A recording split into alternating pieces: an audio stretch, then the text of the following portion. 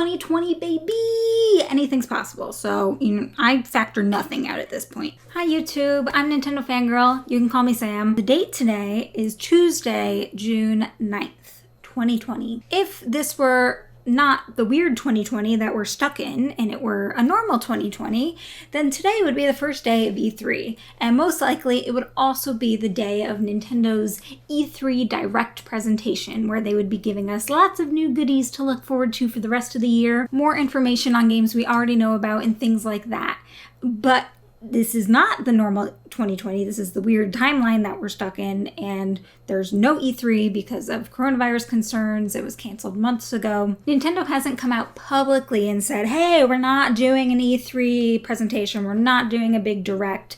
But they have supposedly said to people in the industry on a non-public basis that we shouldn't expect a big E3-styled direct in the month of June. So NFG, why in the world are you making an E3 prediction video when there's no E3, there's no direct for you to predict? You're just, Here's the thing. Nintendo's constantly working on stuff. The actual timing of the announcements doesn't really matter all that much, especially not to Nintendo. If anything, the lack of date restraints from E3 work to Nintendo's benefit, and in some ways they work to our benefit too. One, they aren't pressured to announce something too early just to fulfill the E3 news cycle to get on those media lists. Two, they can avoid the massive competition of the E3 season, because, why announce some game that maybe is on the second tier of popularity right up against when Sony's announcing their PS5 lineup? There's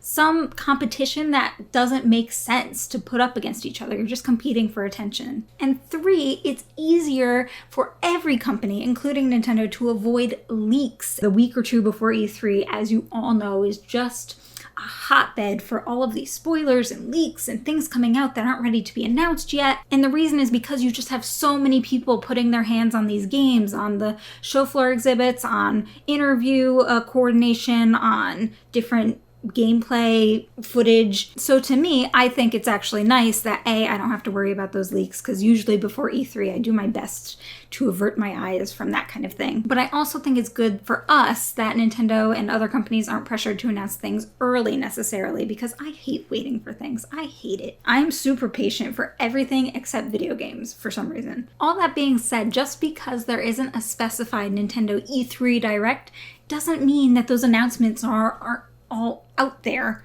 waiting to be announced. They're just inside Doug Bowser's head right now. They're all just sitting in his brain, waiting to be exposed to the world. So today what I want to talk about and speculate on and make predictions for are all of those E3 announcements that would have been, that are not being. And these E3 announcements could be announced this week. They could have already been announced in the past few weeks. They could be announced a month from now. They could be announced towards the end of the year or not this year at all. At the end of the day, we're never going to know which announcements were or were not originally intended for E3. It's okay. It's all for fun. So let's get to it. Predictions. Go! We're halfway through 2020 right now, and as of right now, we don't know of any big Nintendo titles for the latter half of the year, aside from Paper Mario, Origami King, which was just announced recently, coming out in July, if you want to count that. Speaking of Paper Mario, Origami King, it was announced for July 17th, and it was just announced. It was a complete surprise. Not necessarily that people hadn't been speculating on a Paper Mario game, but it was just completely dropped out of the blue on Nintendo's social media channels one morning. And by the way, Paper Mario was one of my E3 predictions from last year. So, I wasn't wrong. I was just a little bit ahead of my time. And we don't really know if there are going to be a lot more announcements like that over the coming weeks and months, or if that was just something that Nintendo had to get out of the way because the game is coming out in July. So aside from Paper Mario, there are only two large Nintendo games that are upcoming known confirmed factors right now. One of them is Metroid Prime 4, and I would not get my hopes up for that coming out anytime soon. I don't think we're even close to having a trailer, let alone a game at this point. Now, Breath of the Wild sequel, on the other hand, I do want to talk about. Back when that sequel was first announced, I said I thought holiday 2020 was realistic. Since then, I let a lot of other Zelda content creators, YouTubers, and bloggers, and other cool people who I trusted talk me out of that. They seem to really firmly believe that that was an unrealistic timeline, that there was no way it was going to happen.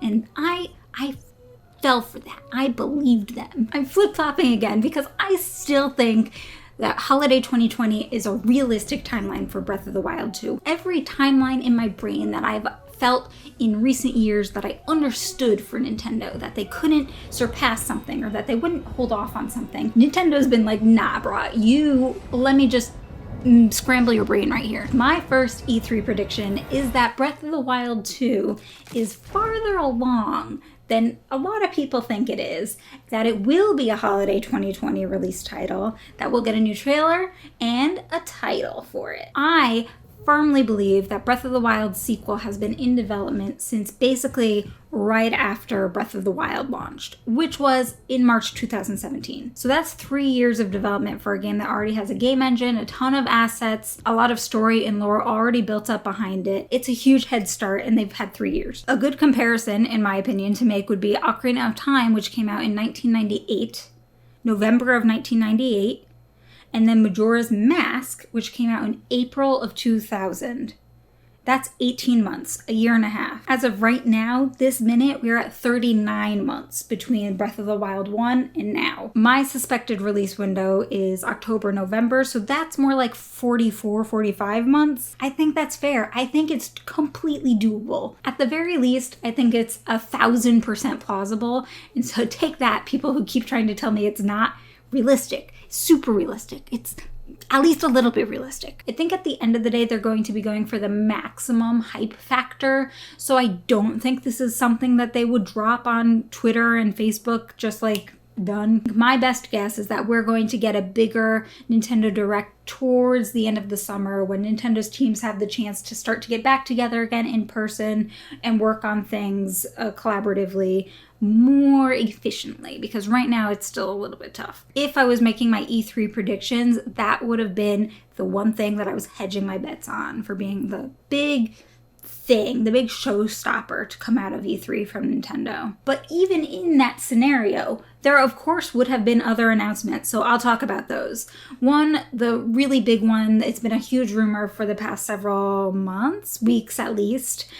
Mario's 35th anniversary is this year. Woohoo! Happy birthday! These are purely rumors. These are not anything that's been announced, but there are rumors that Nintendo's working on remakes of Super Mario 64, Super Mario Galaxy, and Super Mario Sunshine for Switch ports. Additionally, there's been a lot of rumors about a Super Mario 3D World Switch port, which I think is pure logic just because there are so many Wii U ports already moved over to Switch, and that's a big one that hasn't made it over here yet. I think that remains to be seen exactly what we're going to get, but certainly there will be some form of a celebration for Mario's 35th anniversary. If it wasn't Breath of the Wild 2, I would say that this 35th anniversary for Mario would be the main focus of E3, and that could be the case. Another prediction that I'm carrying over from last year's E3, Metroid Prime Trilogy. I've been saying this for a while, but I think ever since Metroid Prime 4 was announced for Switch, Metroid Prime Trilogy was a likely contender for being brought over to a Switch port.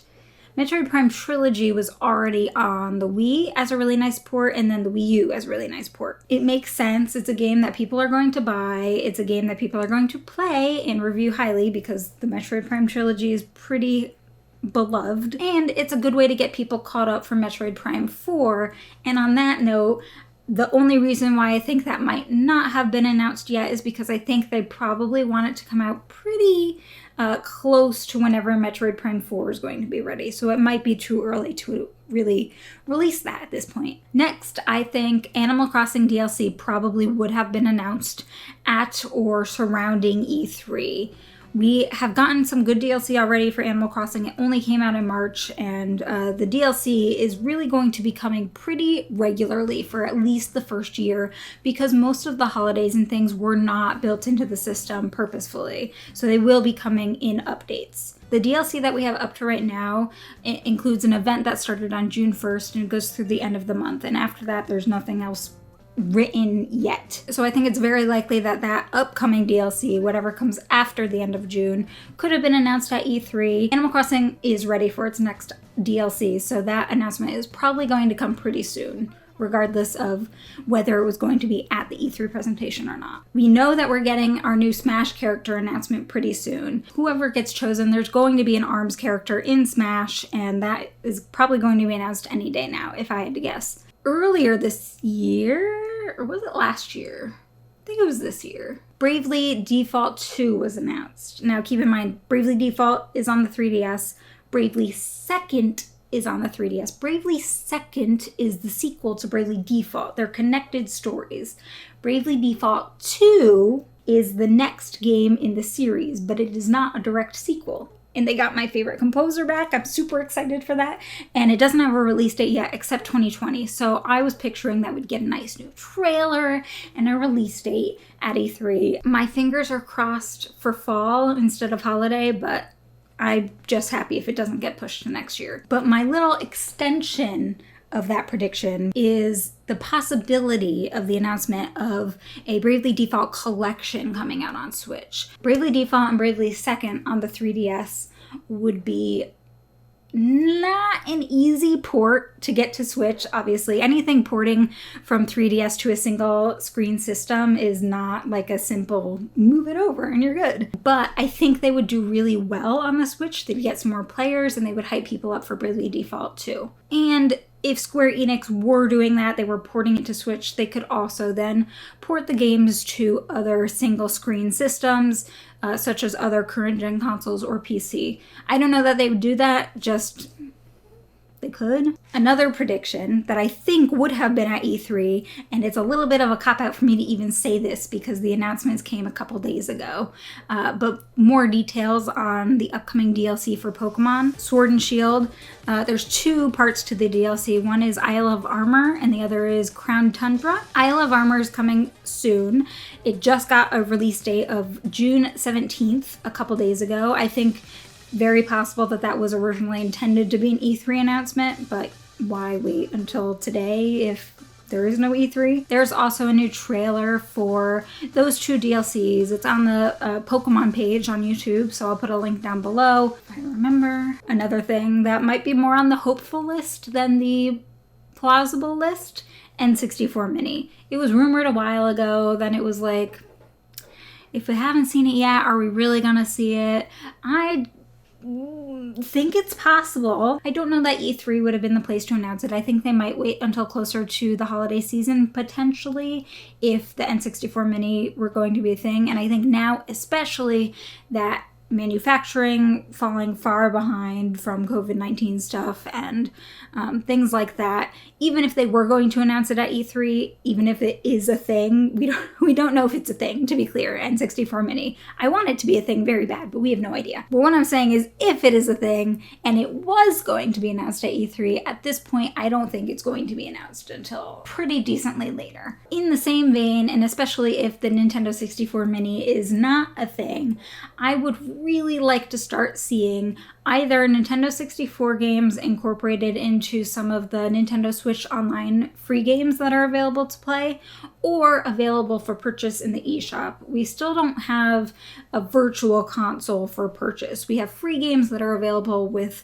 our Nintendo Switch Online system, which is nice. I mean, we're paying $20 a year and we're getting, in my opinion, games that are worth a bit more than that. But I am picky a little bit, and I really want Nintendo 64 games accessible to me in some way. We had them on the Wii, we had them on the Wii U, and now we're at the Switch, and I don't have an easy, accessible way to play them, and that made me sad. And can you just imagine if they were able to get a game like Mario Parties 1 through 3 available on the Nintendo Switch Online system, in which you could use the Nintendo Switch Online system to play multiplayer with other people via Nintendo Switch Online. That would be a feat that Nintendo has failed to do for many years in a row, but perhaps this is the time it's gonna happen. If the Breath of the Wild sequel does not come out in 2020, I think we will see something Zelda for 2020. And my prediction for that is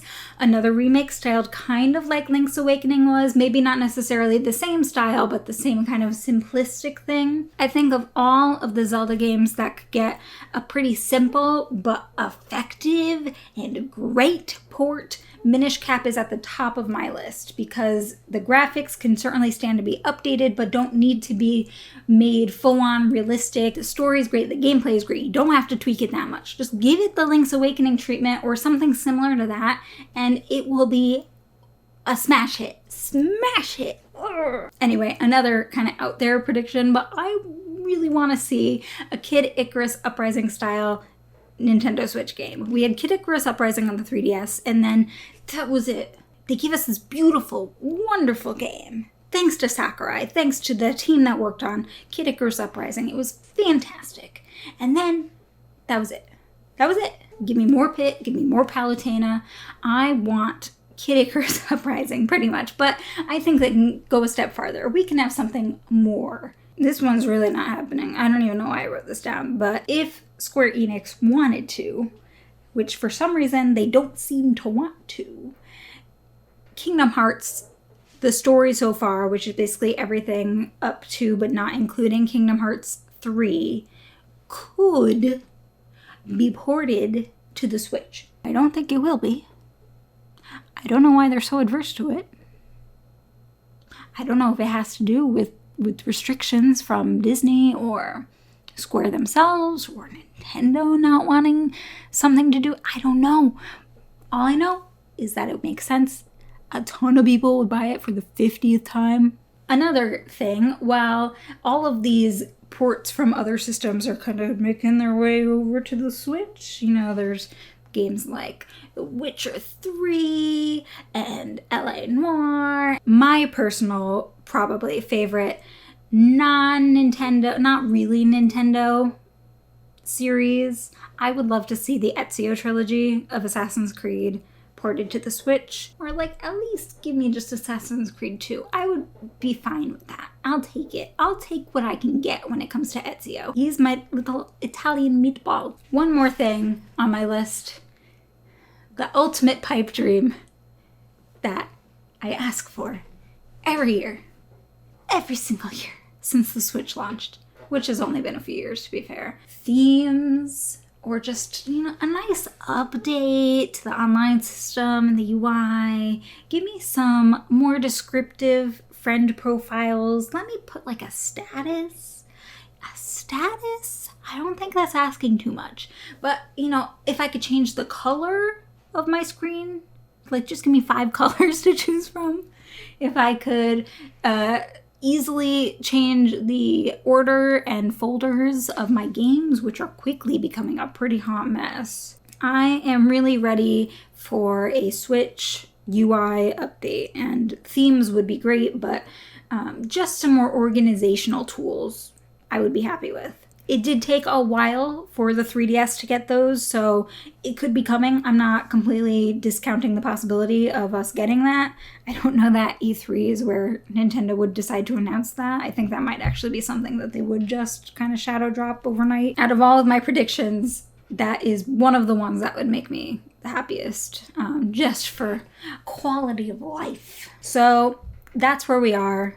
There's no E3 this year, but the spirit of E3 can live on.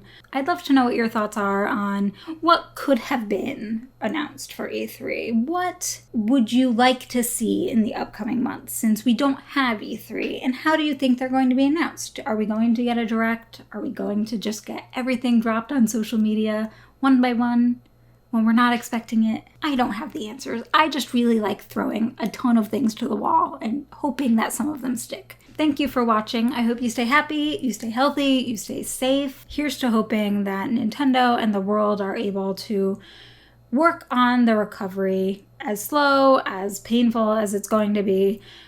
We're gonna get there. It's going to work out. All right, thanks for watching. Love you. Mwah. Ooty gooty goo.